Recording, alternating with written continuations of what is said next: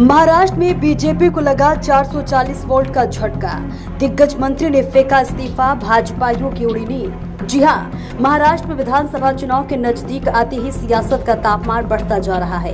इस बीच भारतीय जनता पार्टी को बड़ा झटका लगा है। जी हां, बीजेपी की वरिष्ठ नेता और पूर्व केंद्रीय मंत्री सूर्यकांता पाटिल ने पार्टी से इस्तीफा दे दिया है। उन्होंने 10 साल पहले बीजेपी का दामन थामा था और अब पार्टी छोड़ने का निर्णय लिया है।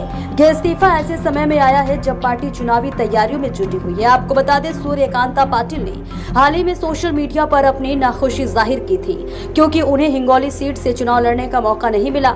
उन्होंने लोकसभा चुनाव में पार्टी से टिकट मांगा था और हिंगोली से चुनाव लड़ना चाहती थी। हिंगोली सीट से चुनाव न लड़ पाने की स्थिति में उन्होंने अपनी नाखुशी स्पष्ट रूप से व्यक्त की थी। अब उन्होंने पार्टी को अलविदा कहते हुए लिखा, मैंने बीते 10 वर्षों में बहुत कुछ सीखा है।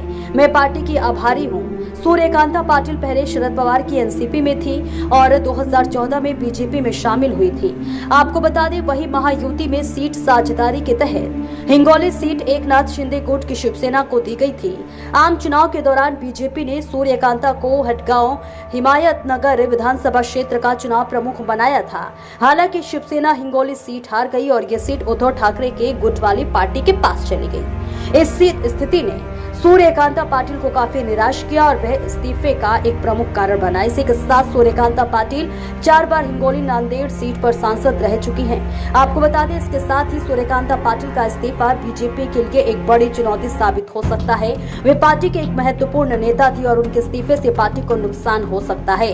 उनके इस्तीफे से ये संकेत मिलता है कि पार्टी में आंतरिक असंतोष है और असहमति है जो चुनावी तैयारियों को प्रभावित कर सकता है। इसके अलावा पार्टी को अपने पुराने नेताओं के साथ संबंधों को सुधारने और उन्हें साथ रखने की आवश्यकता है। फिलहाल इस पर आपकी क्या राय है, कमेंट बॉक्स में जरूर बताएं।